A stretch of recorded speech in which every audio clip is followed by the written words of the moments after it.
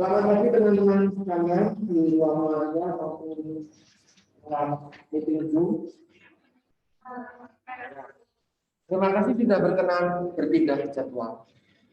Karena saya ada kegiatan sehingga terpaksa tidak bisa sesuai jadwal. Saya pikir tadinya mata kuliah fisiologi lanjut juga luring, jadi hanya bermasalah dosennya saja yang digantikan, ternyata masih daring gitu ya. Oke, kita coba akan masuk ke pertemuan ke-7. Hari ini pertemuan ke-7, pertemuan terakhir untuk kelas teori. Kita akan discuss tentang sifat fungsional bahan pangan. Nanti bahan makanan yang akan kita diskusikan ada 3. Karbohidrat, kelompok karbohidrat, kelompok protein, kelompok lemak. Apa sifat-sifat yang ada di dalam 3 kelompok bahan makanan tersebut dikaitkan dalam produksi makanan, ya.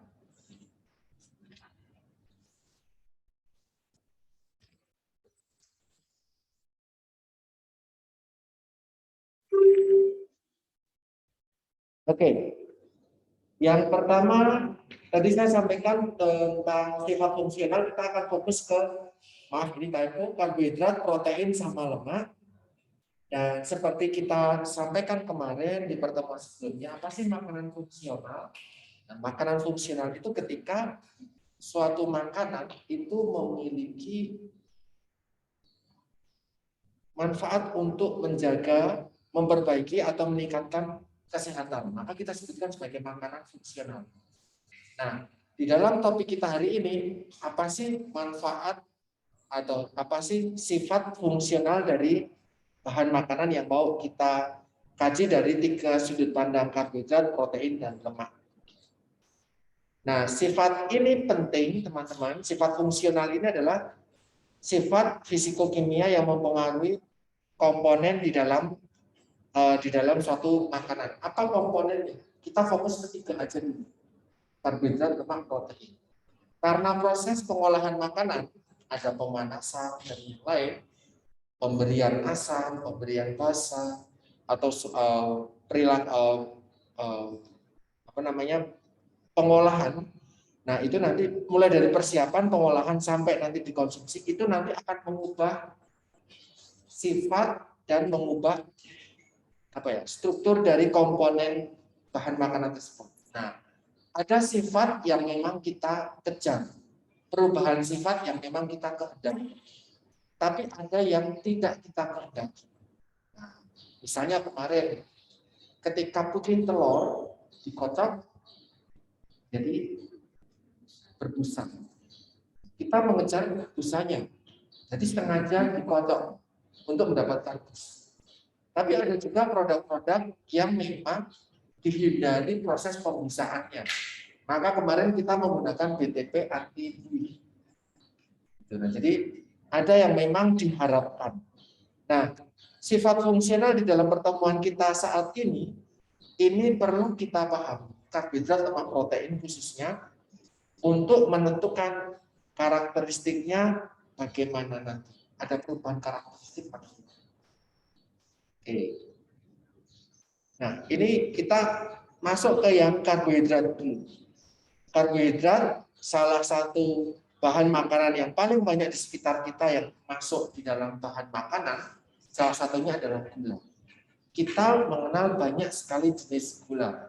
Di dalam dapur rumah kalian masing-masing ada banyak jenis gula, mulai dari bentuknya cair, bentuknya padat, sampai bentuknya mungkin kristal. Bahkan mungkin ada yang kristal berbatu. Nah, semuanya gula ini sifat pertama yang mau kita cek adalah terkait dengan kenampakan dan kelarutannya. Pada dasarnya semua gula itu bentuknya kristal dan dia larut di dalam air, tetapi kelarutannya nanti berbeda-beda. Ada yang mudah sekali larut di dalam air, ada yang sukar larut di dalam air.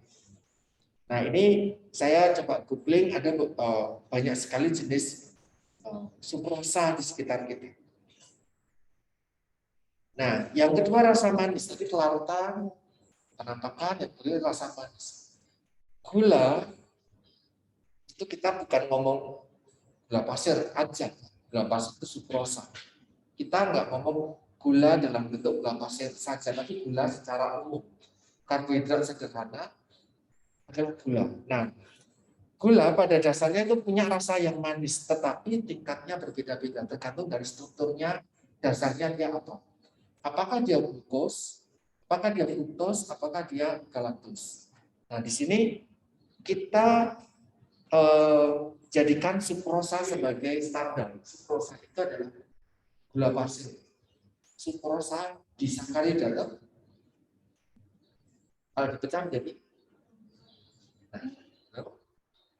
sukrosa dipecah menjadi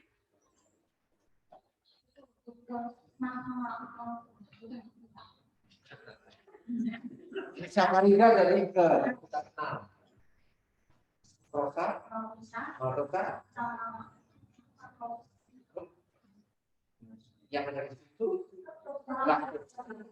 laktosa kalau dipecah menjadi galaktosa dan glukosa.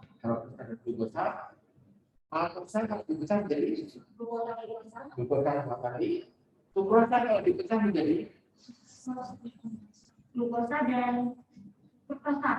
Jadi sukrosa itu kita kasih skor 100 sebagai standar untuk menjadikan pembanding. Kalau fruktosa itu rasa manisnya berapa kali sih dibandingkan lebih manis atau tidak lebih manis dari gula pasir? Nah, angkanya 173. Gula invert itu campuran antara fruktosa dengan sirup glukosa. Itu nanti jadi namanya gula invert. Kemudian ada sukrosa tadi 100, ada maltos, laktos. Jadi maltosa sama laktosa relatif tidak begitu manis. Kemudian glukosa dan galaktosa. Itu tingkat kemanisan. Semuanya adalah jenis gula. Kemudian sifat yang ketiga adalah hidrolisis. Hidro itu air, lisis itu pecah. Maka pemecahan oleh air. Atau kalau teman-teman belajar di mata kuliah yang lain, itu adalah bentuk digesti. Pemecahan dalam bentuk yang lebih sederhana lagi. Polisakarida dipecah menjadi disakarida. Sakaridanya disakarida dipecah menjadi monosakarida. Pemecahan poli, di, dan mono itu menggunakan air. Nah, di sini ada maltos. Maltos ditambah air dikatalis dengan enzim. Ini nanti akan menjadi 2 unit glukosa.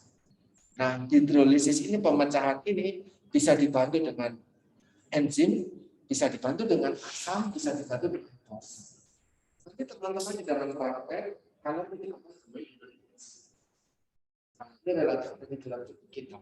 Tapi teman-teman nanti akan berpraktek bagaimana cara menghidrolisis disakarida menggunakan asam sama dosa.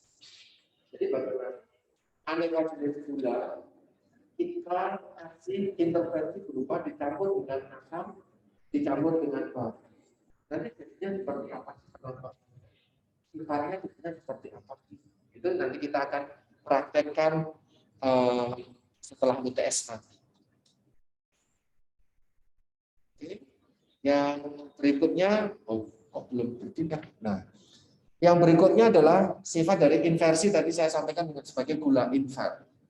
Gula invert itu adalah ketika di sini teman-teman, sukrosa, gula pasir itu dipanaskan dalam bentuk dipanaskan dalam suasana asam. Jadi gula pasir ditambah asam, lalu asam kemudian dipanaskan. Dia nanti sukrosanya akan terhidrolisis. Nah, sukrosa terhidrolisis kan berarti pecah jadi 2. Yang menjadi glukosa, yang menjadi glukosa. Nah, itu namanya gula invert. Tapi sebenarnya kita tidak bisa membuat gula invert ketika glukosa ditambah dengan glukosa dicampur. Itu namanya gula. Jadi mau sukrosa yang dipecah ataupun kita sedang menambahkan dengan stabilisasi. Itu juga dicampur. Nah, Nanti juga bisa selain menggunakan asam juga bisa menggunakan enzim invertasi. Nah, gula pasir yang sudah dipanaskan ini susah untuk kembali jadi kristal. Itu sifatnya kan. Apakah gula pasir dipanaskan itu ada di dalam proses pengolahan makanan? Ada teman-teman yang dari Boga barangkali di sini SMA-nya, yang di ruang meeting Zoom, ada yang dari Boga? Adakah? Kalau senior-senior kalian 18, 19, 20 banyak yang dari Boga. Jadi ketika kita bicara ini mereka sudah banyak yang tahu. Kalian sama sekali kan di PIPS SMK? Zoom ada ya? Zoom ada yang dari Boga ya? Enggak apa-apa, silakan masuk. Ada, Pak. Ya. Kalau yang teman-teman dari Boga pernah menggunakan gula pasir di dalam diolah, yang dipanas, dicairkan, diolah dalam bentuk apa, dalam makanan apa misal? Pernah mempraktekkan itu? Ada? Karamel? Apakah nanti jadi karamel? Belum. Nanti kita akan diskusikan tentang karamel. Beberapa slide tentang karamel. Gula pasir dipanaskan, dia kan jadi cair kan? Nah, itu sering ditambahkan dalam apa?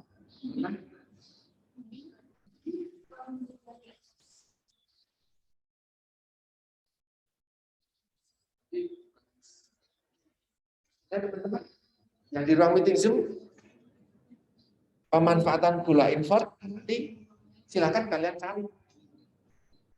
Karena nanti ditambahkan, kami perlu yang kalian lakukan ini nanti itu untuk clue buat teman-teman. Setelah inversi, ini tadi pembentukan karamel. Apa itu pembentukan karamel? Ini ketika sama-sama sukrosa. Kalau tadi dipanaskan, itu tidak sampai titik lebur. Tapi ketika melebihi titik lebur, maka gula tersebut menjadi karamel. Ketika menjadi karamel, warnanya khas. Dia menjadi warna yang coklat. Nah, kalau kita mau membuat karamel, ya sampai dia di atas, makin di atas titik lebur. Ini mirip ketika kalian memanaskan minyak. Maka tidak nonton nira dari kelapa, itu kan terus-menerus sampai dia menguap semua air, dia itu jadi gula merah. Dia panaskan sampai airnya habis. Nah, karamel ini tadi disampaikan sering dijadikan sebagai topping, sering dijadikan di dalam pemberi aroma karena memang aromanya berbeda dibandingkan dengan gula. Maka dari itu, di dalam proses pemasakan, biasanya gula pasir yang ada fungsinya sendiri, gula merah juga ada fungsinya sendiri. Tidak bisa saling menggantikan karena ada aroma yang berbeda. Gitu. Aroma berbeda, warnanya juga berbeda. Itu karamel. Terus selanjutnya ini. Di dalam proses pemasakan, ketika kita menggunakan bahan makanan yang mengandung protein dan karbohidrat, ada reaksi yang satu dia dihindari, tapi dia juga diinginkan. Namanya Maillard.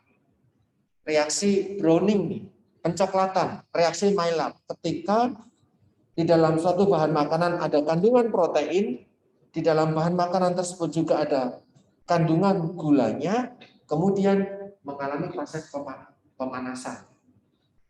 Maka nanti bahan tersebut dia akan browning. Tapi bukan enzimatis. Jadi brownie yang non enzimatis. Paling sering dipakai proses Maillard ini diharapkan, dikejar, diinginkan ketika bikin kue. Oke. Ketika bikin lagi apa lagi? Kalian kalau ada rumahnya sekarang, Ungaran. Oh.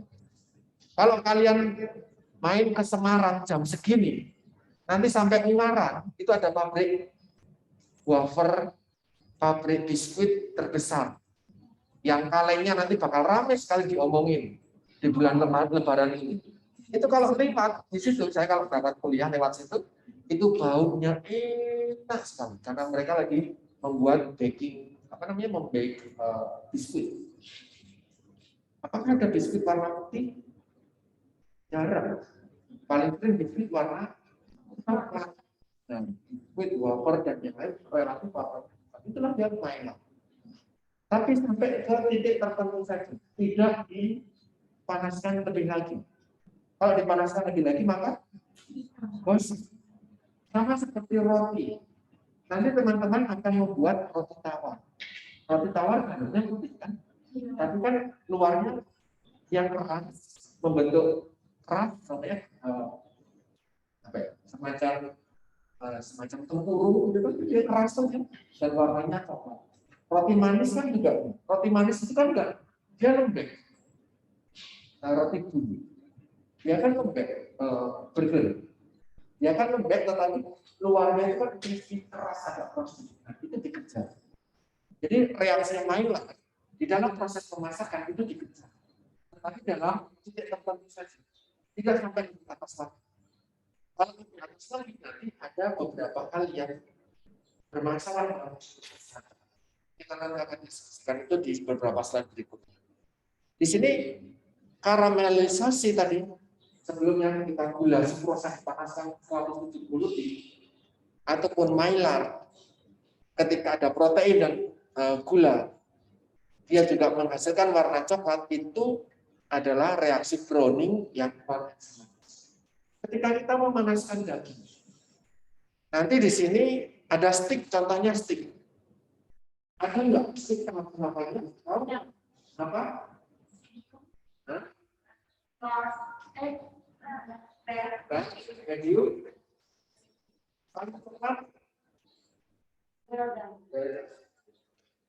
Nah, itu nanti menjadi indikator. Nanti itu masalah yang juga gizi, masih ada mioglobin, masih ada gizi dagingnya, itu bukan darah, itu mioglobin, dan itu enak. Jadi dimasak sebentar, nanti jadi rare.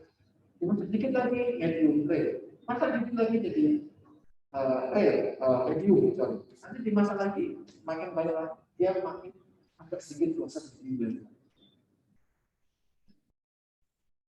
Kalau steak, kalau steak termasuk brownie, sorry. Kalau sate, pembuatan sate termasuk reaksi Maillard.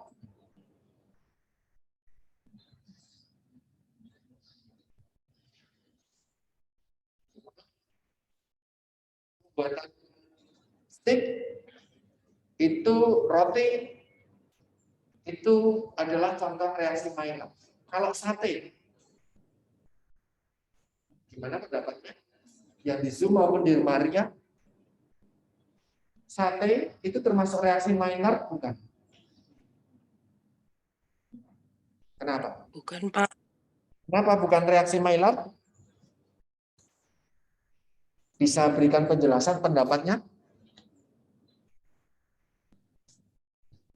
Kalau saya kasih contoh roti, biskuit, itu contoh reaksi Maillard.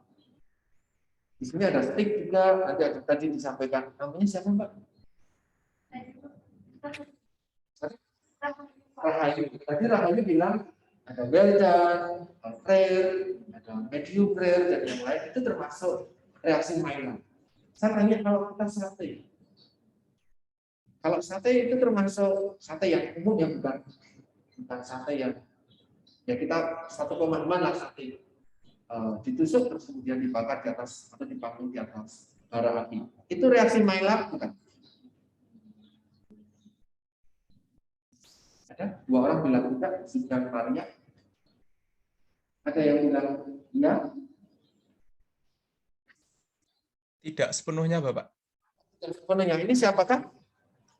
Ignatius Salter, Pak. Kenapa tidak sepenuhnya itu Maillard? Menurut saya di sate yang umum kita konsumsi di Indonesia itu lebih banyak gulanya, Pak, di luar. Jadi itu menurut saya lebih ke caramelization-nya. Ada Oh, Melarta juga, tapi menurut saya lebih banyak tercover dengan gulanya itu, Pak. kalau misalnya satenya tidak pakai kecap, sate kalau yang di mobil ini namanya sate sate yang di mobil ini namanya sate kelatak. Ya, sate kelatak itu kan cuma pakai garam. Nah, sekarang nggak pakai kecap, nggak pakai bumbu. Itu gimana Altar? Maillard, Pak, menurut saya, Pak. Oke. Sate kacang, Oke, kalau sate adalah sama seperti steak. Prinsip pembuatan sate ya itu adalah contoh reaksi Maillard. Kenapa reaksi Maillard itu ada dia sampai kalau steak sampai gosong mau makan. Belda pun tidak gosong. Gosong itu sate kalau kita kebakar itu bukan yang arahnya ya, bukan arah yang mereka tidak lagi. Kalian konsumsinya atau tidak setuju? Enggak. Kenapa? Rasanya berbeda. Oke, ada lagi. Sate kambing, idul kurban, menyembelih, dapat daging, kemudian dibakar sendiri di rumah, gosok. Bagian yang gosok sampai hitam. Dimakan apa enggak? Enggak. Ada yang makan, enggak apa-apa. Mau aja.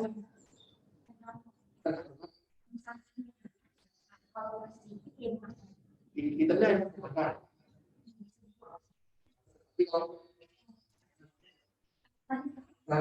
Makan. Oke. Ada di teman-teman di Zoom yang makan sate agak gosong. Ya satenya agak gosong dimakan. Enggak apa-apa, jujur aja. No judge. No hard feeling. Kita discuss di sini di dalam topik asal. Ada teman di Zoom beli sate, antrinya banyak banget, sekalinya dapat gosong. Dimakan atau enggak? Yang di Zoom ada yang makan selain di sini, kalau di ruang Maria ada Francisca yang makan. Ada Pak. Siapa ini? Cantika Pak. Nanti gak makan yang gosong, ya enggak apa-apa. Itu kamu. Tapi kalau saya enggak, kenapa? Karena di sini enggak ada. Nah, ketika reaksi Maillardnya itu semakin tinggi karena ada protein yang terbakar, protein yang sampai kita lihat dia sampai waktunya kita sampai dia gosong, itu malah terbentuk namanya zat yang namanya hidrokarbon. Nah, yang kita kenapa kalau kita ketemu sate kok baunya enak dan khas. Daging kalau terbakar itu enak, baunya itu aromatik enak. Tapi permasalahannya ketika dia gosong, zat itu juga untuk zat yang sifatnya ini yang tidak banyak orang tahu. Sehingga teman-teman semuanya ketika menggoreng, kan ada pemanasan. Ketika menggoreng dengan minyak banyak berkali-kali, bahkan minyaknya juga banyak terserap dalam bahan makanan. Bahan makanan kalian juga mengalami proses goreng. Misalnya menggoreng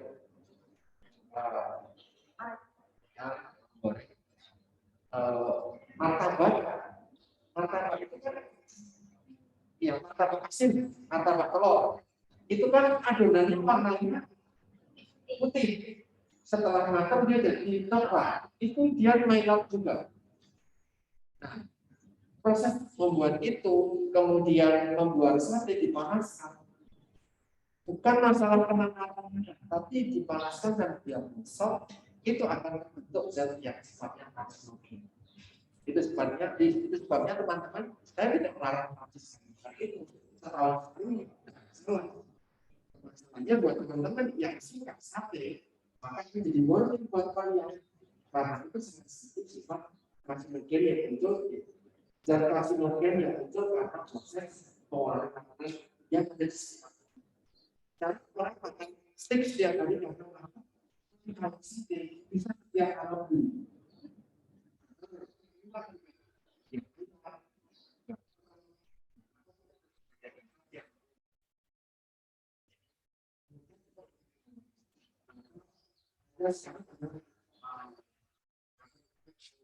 metode menggoreng dengan lauknya air ya.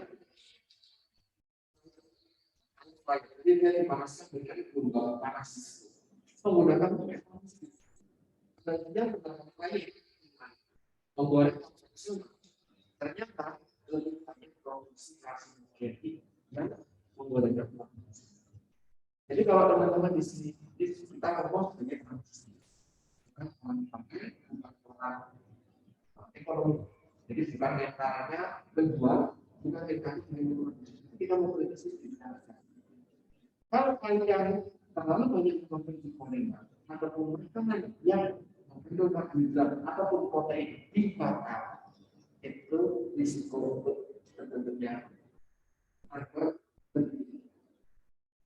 itu tambah lagi. Di sini belum ada.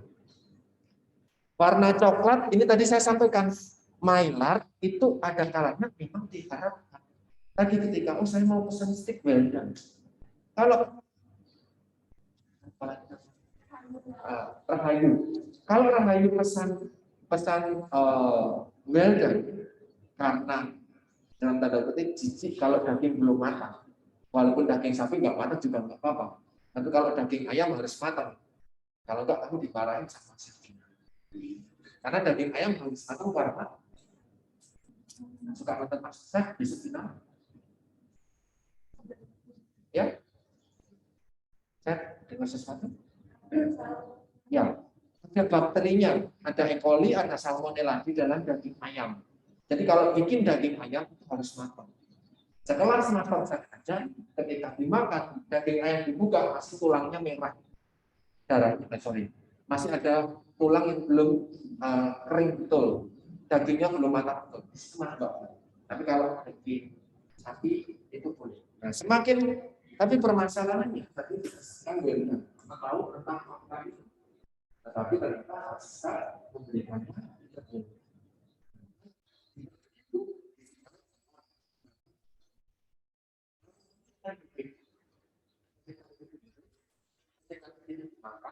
reaksi Maillard itu akan memberikan tambahan aroma, tekstur dan penampakan yang memang diharapkan. Gitu. Tetapi permasalahannya nilai gizinya hilang karena dia protein langsung. Protein banyak vitamin mineral juga yang bisa ketika dipanaskan dalam suhu tinggi dalam waktu yang panjang. Baik di atas api langsung ataupun pakai medium minyak atau digoreng. Jadi sudah tersenyap. Kemudian kalau tadi adalah gula, kalau sekarang adalah polisakarida. Nah, polisakarida di sini contohnya adalah pati. Nah, polisakarida itu kalau gula tadi berbentuk kristal, polisakarida tidak berbentuk kristal. Kalian pernah bikin pati? Bagaimana cara bikin pati?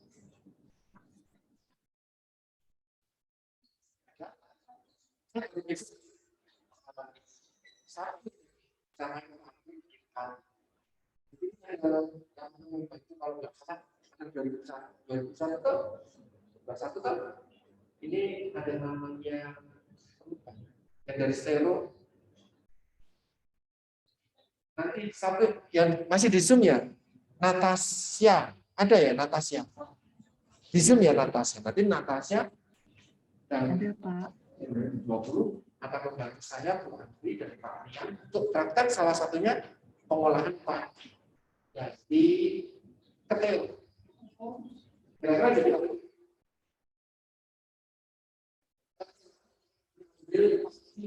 Kira-kira jadi apa?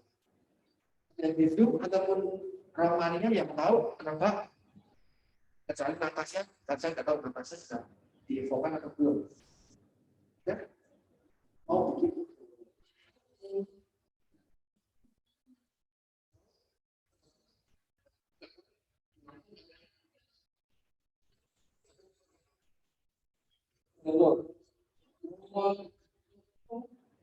Itu teman-teman semuanya jadi awal nanti ada yang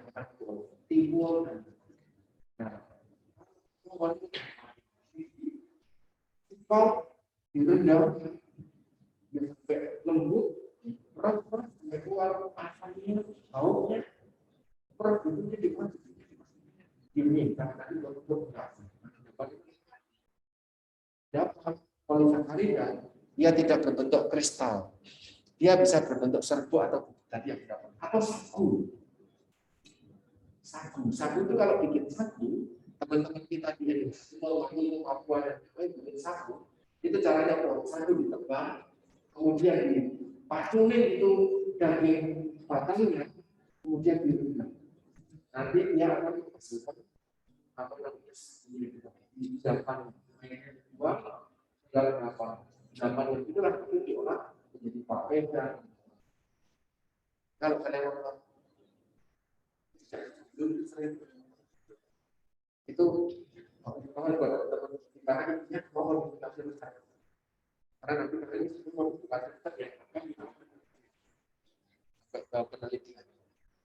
Nah, dia tidak larut air, maka tadi ketika direndam, jadi akan dibagian berdasarkan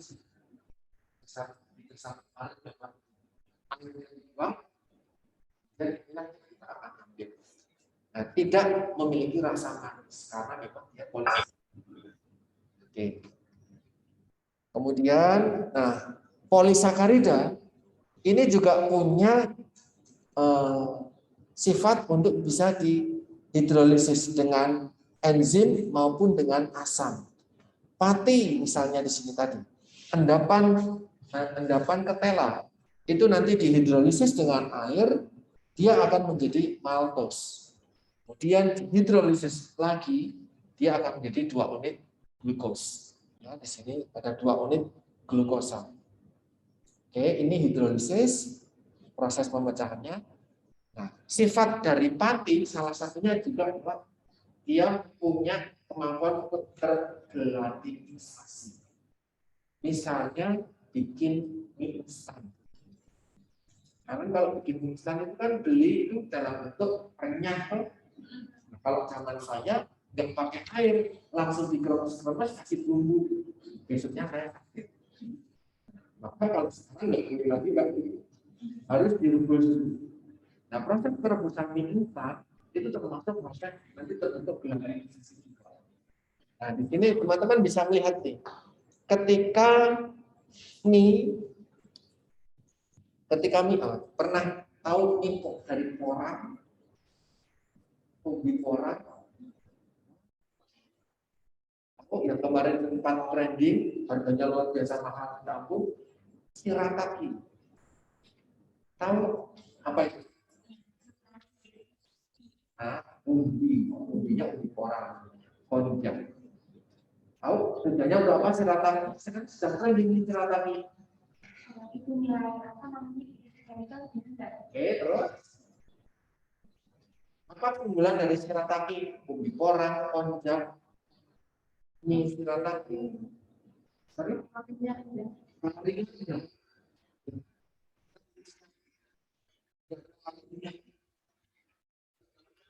Semakin lama dikasih air, nanti dia akan semakin keras seperti ini. Ya. Jika pati dipanaskan dalam air, nanti otomatis dia akan membentuk granula yang akan menyerap air dan dia membengkak. Mirip seperti kalau kita bikin mie instan. Kelamaan, lama dikit 3 menit, ya dia akan mengembang sempurna seperti yang kita harapkan. Tapi kalau kita lupa, kalau kita sekarang sedang merebus mie, maka jadinya mengembang-embang lontrot. Rasanya seperti itu. Nah, itu sama seperti itu, akan menjadi pecah. Nah, nanti pada akhirnya, kalau itu nanti akan dilanjutkan lagi terus-menerus, dia akan menjadi, ya, kalau terus-menerus dipanaskan lagi, dia akan membentuk semacam apa?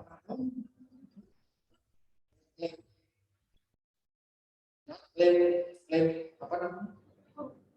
Lem dari itu kanji.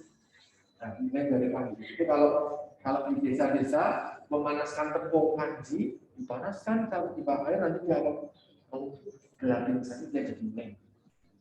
Dan kalau nasi juga akan dipanasin terus dia akan dibuat tambah air, tambah cerah. dia jadi bubur, dia jadi lem juga. Sama nih, tergelatinisasi. Karena ikatan hidrogennya itu dia rusak. Semakin banyak gugus hidroksil, semakin tinggi kemampuannya menyerap air. Ini nanti akan mempengaruhi sifat. Oh, kalau merebus nasi merah, airnya harus relatif lebih banyak. Dan ketika merebus air nasi putih, ketika merebus beras, itu nanti relatif lebih sedikit dibanding ketika merebus jagung. Nanti dia nah, ini yang mempengaruhi karena ada gugus hidroksil. Teman-teman semuanya nanti akan praktek. Saya akan memberikan teaser aja. Dasarnya saja. Nanti ketika kalian praktek, kalian akan lebih tahu tentang maksudnya itu apa. Dan karena setelah praktek, teman-teman akan menyusun laporan secara kelompok. Ketika menyusun laporan, teman-teman akan semakin belajar. Karena membuka hati, yang kedua mempraktekkan. Kita tahu, gladinisasi itu seperti main lapus. Namanya seperti apa? Belum tahu. Saya belum pernah masak, bikin biskuit ataupun roti. Aromanya kan roti sudah jadi kan nggak ada aromanya lagi. Tapi kalau pertama kali bikin, keluar dari oven, itu keluar aroma yang diharapkan. Bikin roti, bukan kue ya, kalau nanti bikin bukan cake ya. Nanti nggak keluar aromanya apa. Tapi kalau roti, biskuit, kue kering, itu nanti keluar aromanya. Sama seperti berarti 2 tahun lalu sebelum pandemi, karena angkatan di atas kalian itu prakteknya di rumah, bukan di sini. Jadi tidak pernah merasa seperti kue atau roti. 2 tahun lalu teman-teman ketika 2019 itu ternyata maskernya teman-teman perawatan dari masker itu lebih tinggi. Ketika ini saya kali siang tadi baru itu nanti sampai mungkin semua yang pindah ke sini buat apa? Itu keluar dari oven ada mana? Tapi antri begini. Antri begini, kita aromanya kemana? Kita akan sering buat olahan dalam bentuk olahan terigu dalam bentuk roti. Ada beberapa lapisan dengan berbagai macam tambahan serat. Kita sudah diskusi kemarin ada roti manis. Jadi tepung terigu dengan komponen kita sudah tidak bisa diskusi pakai kemarin. Kita juga menggunakan BTP namanya. Nanti akan bikin roti salah satu kelompok bikin roti dikasih nama sama tidak yang sesuai. Rasanya apa?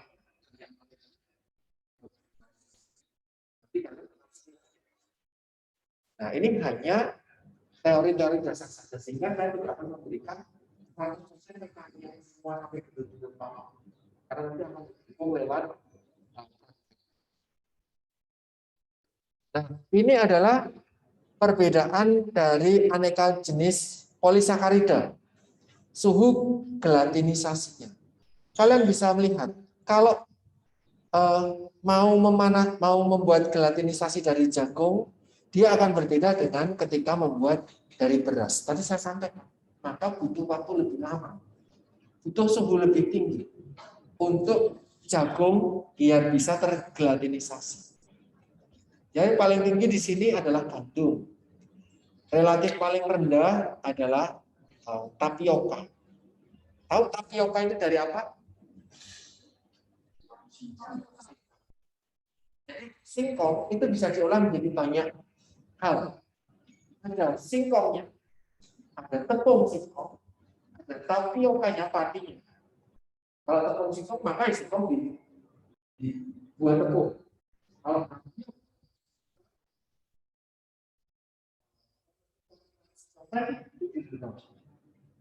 patinya dulu. Nah, tapi bisa juga dibentuk sebagai popal. Dengan popal, maka popal strategi baik.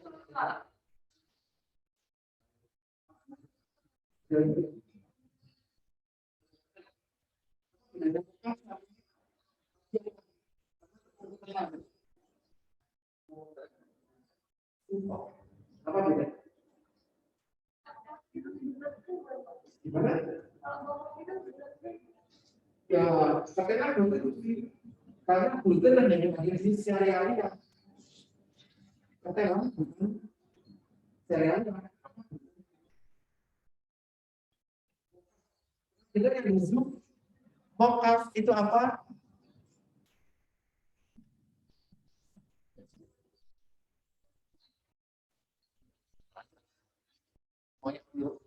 Ada mocaf itu tepung yang dari ketelan yang difermentasi. Jadi di situ ada protein. Tidak itu mocaf. Sekarang mocaf banyak sekali dibudidayakan di Yogyakarta. Karena betul-betul sebagai produsen besar ketelan. Kalau itu jadi tapioka atau tepung, kalau jadi mocaf itu malah menambah nilai ekonomi. Karena apa makanya produk makanan yang dulu mikroorganisme diterima, jadi difermentasi, yaitu mocaf. Nah, ini adalah contoh dari gelatinisasi dan retrogradasi. Nah, ini nanti teman-teman di sini ada proses pemanasan, dia akan menjadi semakin keras, tapi juga kalau dipanaskan makin lanjut, dia akan menjadi lembek. Karena kandungan amilosa dan amilopektinnya, komponen utama dari pati. Untuk penjelasan lebih lanjut tentang gelatinisasi ini teman-teman nanti bisa baca sendiri, saya tidak akan bacakan karena ini relatif teoritis. Kalau yang definisi-definisi seperti ini nanti silakan kalian bisa baca lebih lanjut. Kemudian ada kapasitas penyerapan air. Ini kalau di sini belum. Oke. Kapasitas penyerapan air. Teman-teman ketika tepung tertentu ditambahkan air, itu tujuannya untuk mengejar apa? Kapasitas penyerapan air. Oke, Cantika. Ya. Terima kasih. Semoga suaranya sudah makin lebih jelas ya. Kapasitas penyerapan air ini tujuannya untuk apa nih? Misalnya, tepung dikasih air. Nanti kalian akan menghitung tuh. Tepung 1, tepung 2, tepung 3 dikasih air 100 mili. Yang satu sudah kalis, yang satu belum kalis, yang satunya ini sama sekali tidak kalis. Jadi harus ditambah air lagi. Ada kaitannya di dalam membentuk atau membuat atau memproduksi apa?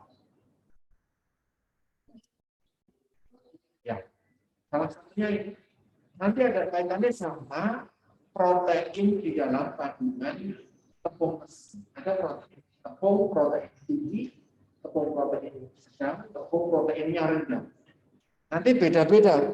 Aneka jenis tepung tadi, ada yang cocok untuk dibuat biskuit, teksturnya memang dikejar keras, biskuit kan tidak ada yang lembut.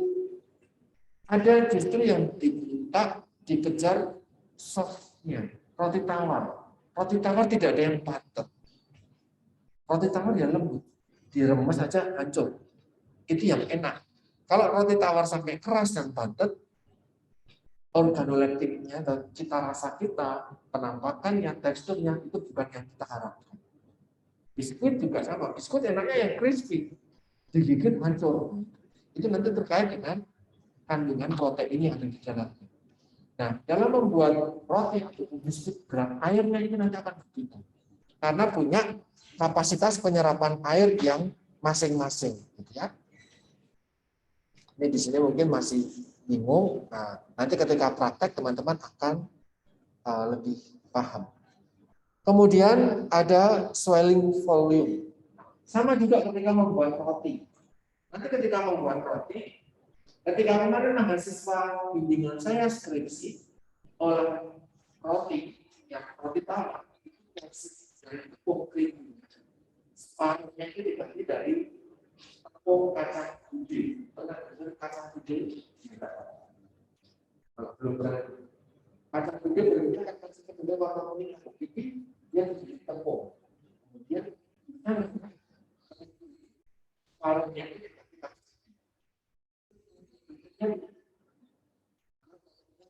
Kita bikin ada proteinnya tapi tidak betul. Dan betul di mengubahnya juga tidak sesempurna ketika semua komplit. Karena ada swelling volume atau pengembangan volume pengembangannya berbeda. Kalau kalian nanti praktek, itu nanti akan menggunakan 3 jenis tepung terigu. Itu semuanya akan dibuat mencari glutennya. Itu yang glutennya cuma dari 100 gram roti, 100 gram adonan. Glutennya barangkali cuma jadi sekitar 20 mol. Ketika dicuci terus adonannya dikasih air, dia kalis, kemudian di bawah air dia akan dicuci terus-menerus sampai hanya tertinggal glutennya saja, yang lain minum. Nanti mungkin glutennya cuma sebesar telur buyut bisa. Nah itulah nanti gluten. Ketika proteinnya tinggi, glutennya sedikit. Kalau proteinnya rendah, hilang habis semuanya larut air. Nah itu nanti kaitannya dengan kalau kita mau bikin roti. Nah, ketika sudah mengembang, ketika sudah kalis, kita akan potong sedikit, kita akan taruh ke dalam vakum yang kita tutupi dengan kayu. Karena kan dia tersertifikasi. Dia akan mengembang menutupi baskom itu. Kita hancurkan lagi, kita tutup. Kita biarkan dia mengembang itu sampai dia nanti bakal. Ketika sudah mengembang itu, nanti dia akan jadi roti yang empuk. Atau pengembangnya kalau mau dibuat kayak jadilah roti